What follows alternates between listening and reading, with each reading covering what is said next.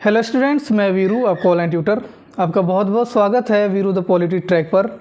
और हमेशा की तरह एक बहुत ही बेहतरीन टॉपिक लेकर आ चुका हूं और आज का हमारा टॉपिक है भारत और चीन के बीच में संबंध।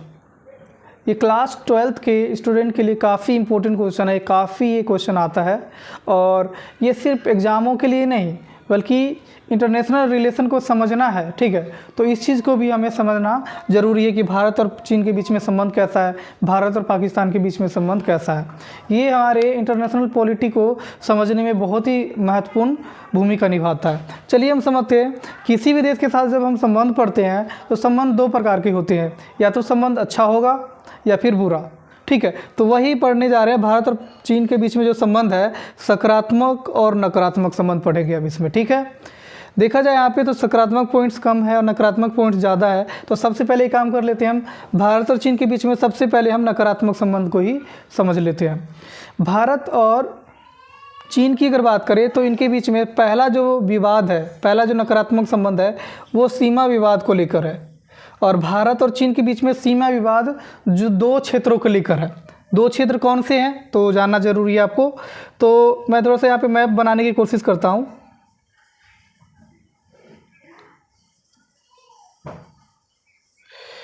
ये हमारा इंडिया हो गया और इंडिया के ऊपर का जो हिस्सा है ये चीन हो गया, ठीक है।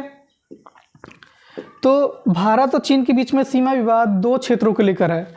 पहला जो क्षेत्र है वो है अक्साई चीन। और अक्साई चीन कहाँ है तो ये लद्दाख का जो एरिया है, ठीक है, ये लद्दाख का जो एरिया है ये अक्साई चीन है। तो अक्साई चीन को चीन ने कब्जा कर रखा है। आज हमारे नक्शा में ज़रूर दिखाया जा रहा है ये, लेकिन आपको जानकर आश्चर्य होगा कि ये आज हमारे हिस्से में नहीं है, चीन के हिस्से में है। और इस पर हम हक जताते कि ये हमारा है, ठीक है। तो ये चीन ने कब्जा कर लिया था 1962 के युद्ध के दौरान। और दूसरा क्षेत्र है ये तवांग। ये तवांग जो है एक ज़िला है अरुणाचल प्रदेश का। आप ये देख रहे होंगे ये अरुणाचल प्रदेश है, तो अरुणाचल प्रदेश में यहाँ पे तवांग है, ठीक है। तो इन दो क्षेत्रों को लेकर भारत और चीन के बीच में विवाद रहता है सीमा को लेकर। यहाँ पे तो चीन ने कब्जा कर रखा है, ठीक है। और यहाँ पे ये तवांग क्षेत्र को कहता है कि ये हमारा है, ठीक है। ये फिलहाल अभी हमारे ही राज्य में है, हमारे क्षेत्र में पड़ता है। तो ये सीमा विवाद दो क्षेत्रों को लेकर रहता है भारत और चीन के बीच में। तो आपको समझ में आ गया होगा। दूसरा समझते हैं जल विवाद। भारत और चीन के बीच में जल विवाद भी रहता है। कौन सी नदी को लेकर रहता है तो वो रहता है ब्रह्मपुत्र नदी को लेकर। कौन सी नदी को लेकर? ब्रह्मपुत्र नदी को लेकर भारत और चीन के बीच में जल विवाद रहता है। ब्रह्मपुत्र नदी कहाँ है तो देखो ये भारत है, भारत का ये गर्दन हो गया। गर्दन के बिल्कुल साइड में आप यहाँ पे थोड़ा सा सर्कल करोगे तो ये मानसरोवर झील है, ठीक है। और मानसरोवर झील की अगर बात करें तो यहाँ पे दो महान नदियाँ निकलती है। आप पूरब की ओर जब जाओगे तो इधर सिंधु नदी निकलता है, और पूरब की ओर जब जाओगे तो ये ब्रह्मपुत्र नदी निकलता है, ठीक है। और ब्रह्मपुत्र नदी भारत के ऊपर तिब्बत वाला जो क्षेत्र है उससे होते हुए और अरुणाचल प्रदेश में प्रवेश करता है, असम में, फिर बांग्लादेश में और फिर बंगाल की खाड़ी में गिर जाता है, ठीक है। जो ब्रह्मपुत्र नदी है ये ब्रह्मपुत्र नदी चीन में किसी और नाम से जाना जाता है और भारत में एंट्री करने के बाद इसका नाम ब्रह्मपुत्र पड़ता है। और वहीं पे जब बांग्लादेश में ये ब्रह्मपुत्र नदी जब एंट्री करता है तो बांग्लादेश में इस नदी को जमुना के नाम से जाना जाता है, ठीक है। तो ये आई होप आपको समझ में आ गया होगा। तो विवाद क्यों रहता है इस नदी को लेकर, ब्रह्मपुत्र नदी को लेकर भारत और चीन के बीच में विवाद इसलिए रहता है क्योंकि ब्रह्मपुत्र नदी के ऊपर यहाँ पे बांध बना रखा है चीन ने, भारी बांध बना रखा था, ठीक है, बना रखा है। और इस बांध से वो बहुत ही ज़्यादा बिजली उत्सर्जन करता है, इससे हमें कोई दिक्कत नहीं है। लेकिन कहानी ये है कि चीन है डैम से पानी बहुत या तो कम देता है तो ये जो सेवन सिस्टर है इसमें पानी की दिक्कत महसूस की जाने लगती है, सूखा की सामना करना पड़ता है। और वहीं पे कभी कभी पानी बहुत ज़्यादा दे देता है जिससे असम वगैरह में बाढ़ आ जाता है। तो इसलिए भारत और चीन के बीच में जल विवाद बना रहता है ब्रह्मपुत्र नदी को लेकर। अगर समझ में आ रहा होगा तो प्लीज़ एक बार लाइक और कमेंट भी ज़रूर करते रहिएगा, ठीक है। नेक्स्ट है युद्ध। भारत और चीन के बीच में युद्ध एक बार हुआ है, ठीक है। और वो हुआ है 1962 में। 1962 में युद्ध क्यों हुआ है तो ये तिब्बती लोगों की वजह से हुआ था। तिब्बत को जब ज़बरदस्ती हड़पा था तो तिब्बत के दलाई लामा और वहाँ के कुछ तिब्बती लोग भारत में आए थे और चीन मना कर रहा था शरण देने के लिए, लेकिन हमने फिर भी शरण दी। तो इस चीज़ को लेकर भारत और चीन के बीच में तनाव बढ़ा और 1962 में युद्ध हो गया और इस युद्ध में भारत को हार का सामना करना पड़ा था।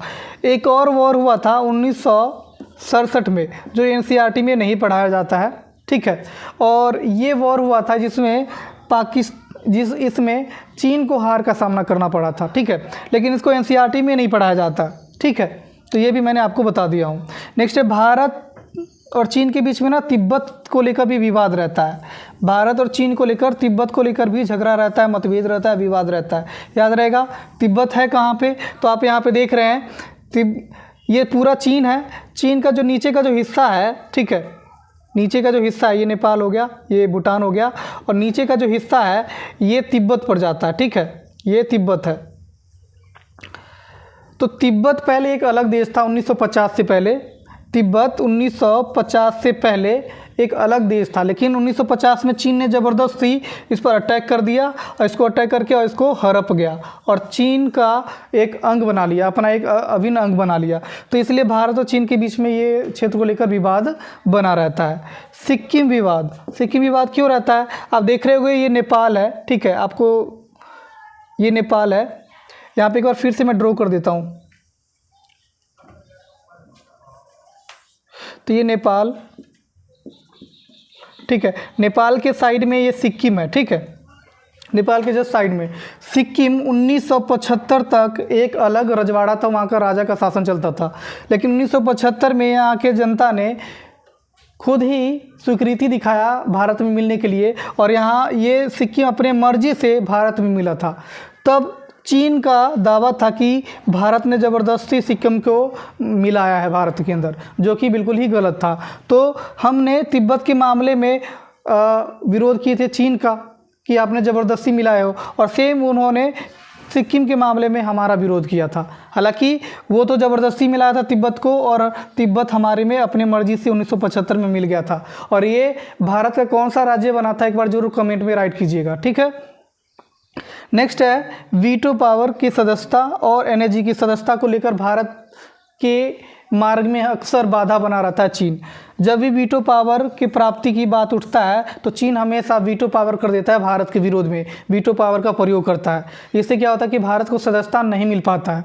पिछले बार वीटो पावर के जो 5 मेंबर है, 5 मेंबर में से 4 ने हाँ कह दिया था भारत को सदस्यता देने के लिए, लेकिन चीन ने मना कर दिया था। तो चीन हमेशा भारत को सुरक्षा परिषद का परमानेंट मेंबरशिप दिलाने के लिए कोशिश तो करता है, लेकिन चीन है मना कर देता है बार बार, ठीक है। तो इससे दिक्कतें आती है।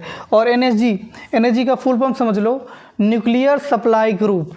जो देश इस ग्रुप का सदस्य बन जाता है उस देश में न्यूक्लियर प्लांट लगता है और वो आसानी से देश न्यूक्लियर प्लांट के द्वारा बिजली का उत्सर्जन कर सकता है। लेकिन भारत को इसकी सदस्यता नहीं दिया गया, इसलिए हमारे देश में न्यूक्लियर प्लांट नहीं है और हम जैसे तैसे परंपरागत तरीके से हम यूज करते हैं। लेकिन अगर इसमें सदस्यता अगर मिल गया तो हमारे देश में न्यूक्लियर प्लांट होगा और इससे क्या होगा कि हमारे देश में बिजली की जो कमी रहता है वो शायद उतना ना महसूस किया जाएगा। नेक्स्ट है डोकलाम मुद्दा, ठीक है। ये क्या रहा है वो एनर्जी की। नेक्स्ट पॉइंट जो है हमारा है डोकलाम विवाद। डोकलाम विवाद क्या है ये जान लो। तो डोकलाम भूटान का ना एक क्षेत्र है, ये भूटान है, ठीक है, ये भूटान है, आप देख रहे होंगे। और भूटान के साइड में वाला जो ये एरिया है ये डोकलाम है, ठीक है। और ये डोकलाम पर चीन है, डोकलाम में रोड बना रहा था, सड़कें बना रहा था, ठीक है। और भूटान की सुरक्षा का जो जिम्मेदारी है, ठीक है, विदेशी मामला की जिम्मेदारी है वो भारत ने ले रखा है, ठीक है। और ऐसे में जब डोकलाम में चीन सड़क बना रहा था तब उस समय भारत सरकार ने स्ट्रिक्ट कदम करते हुए यहाँ पे भारतीय सेना को तैनात कर दिया। इस मुद्दा को लेकर भारत और चीन को काफ़ी आमना सामना करना पड़ा, दोनों के बीच में काफ़ी ज़्यादा विवाद हो गया था।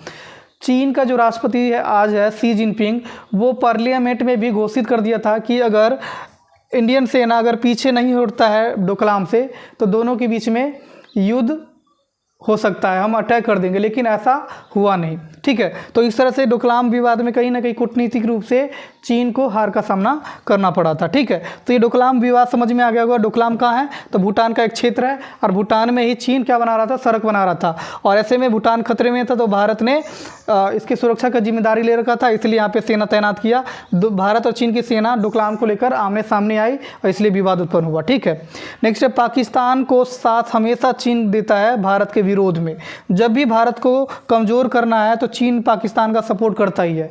चीन जानता है कि डायरेक्टली भारत से वॉर करने का मतलब है कि उसकी जो व्यापार निवेश है भारत में बर्बाद हो जाएगा और कोई भी देश अपना व्यापार और निवेश को बर्बाद करना नहीं चाहेगा। इसलिए भारत से चीन डायरेक्टली नहीं लड़ना चाहेगा। इसलिए चीन कोशिश करता है कि पाकिस्तान को भारत से उलझाए रहे, लड़ाते रहे, भारत को नुकसान पहुंचाते रहे और उनका हित बना रहे। ठीक है, तो इसीलिए पाकिस्तान को हर मामले में चीन सपोर्ट करता रहता है, हर मामले में।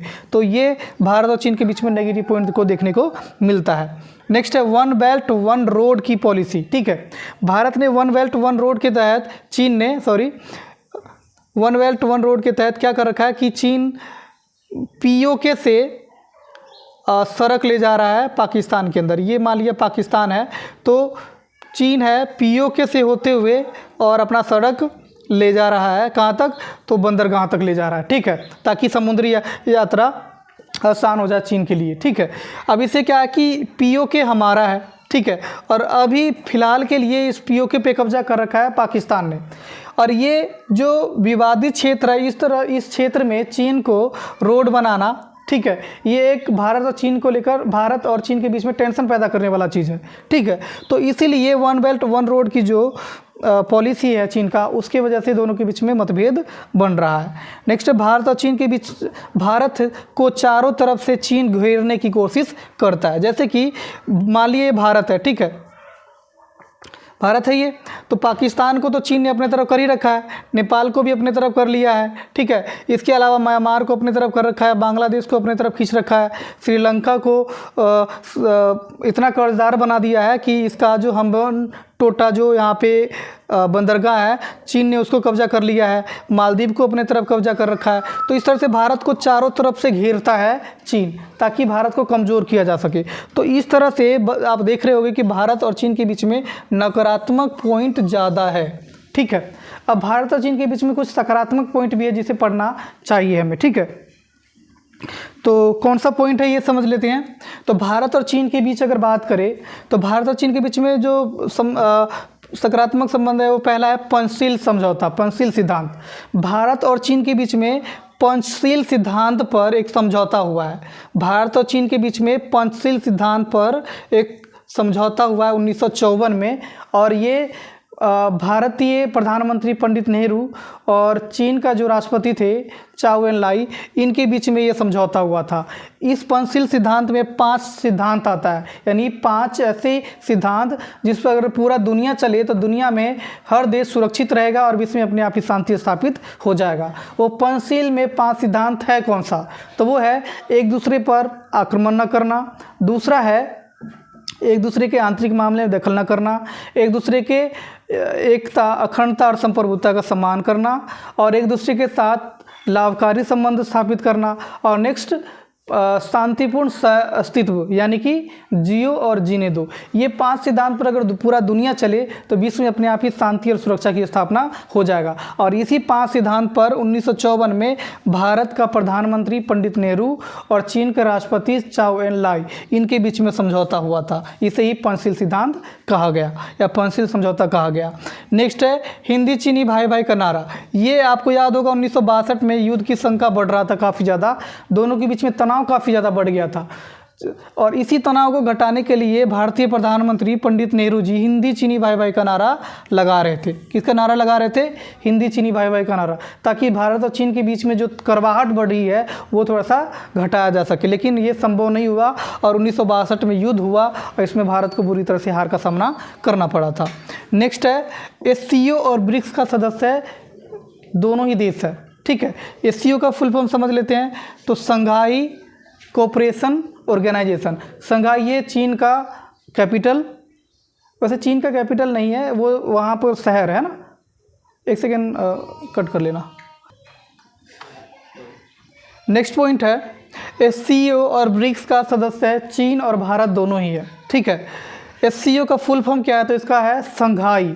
मैं यहाँ पे लिखने की कोशिश करता हूँ, संघाई, ठीक है, सहयोग कोऑपरेशन, ठीक है, संघाई कोऑपरेशन ऑर्गेनाइजेशन। हिंदी में कहेंगे संघाई सहयोग संगठन, अंग्रेजी में कहेंगे संघाई कोऑपरेशन ऑर्गेनाइजेशन, ठीक है। फुल फॉर्म क्लियर हो रहा होगा यहाँ पे। चलो, ब्रिक्स का फुल फॉर्म क्या है? तो ये 5 देशों का संगठन है, ब्राज़ील, रसिया, इंडिया, चाइना, साउथ अफ्रीका, ठीक है। ये 5 देशों का संगठन है। तो इन दोनों संगठनों का सदस्य भारत और चीन दोनों ही है, इसलिए रिलेशन दोनों के बीच अच्छा माना जा सकता है। और भारत और चीन के बीच में व्यापार और निवेश हर साल बढ़ रहा है, हर साल रिकॉर्ड दोनों के बीच में टूट रहा है, ठीक है। तो दोनों के बीच में व्यापार और निवेश बढ़ रहा है, इसलिए दोनों के बीच में रिलेशन अच्छा है, ठीक है। मेल मिलाप और पर्यटन, भारत और चीन के बीच में मेल मिलाप काफ़ी हो रहा है। भारत और चीन के बीच में पर्यटन का भी बढ़ावा दिया जा रहा है, इसकी वजह से दोनों देशों के बीच में काफ़ी रिलेशन अच्छा होता जा रहा है, ठीक है। इसके अलावा दोनों देश एक साथ है कुछ मुद्दों के ऊपर। और कौन से मुद्दे हैं?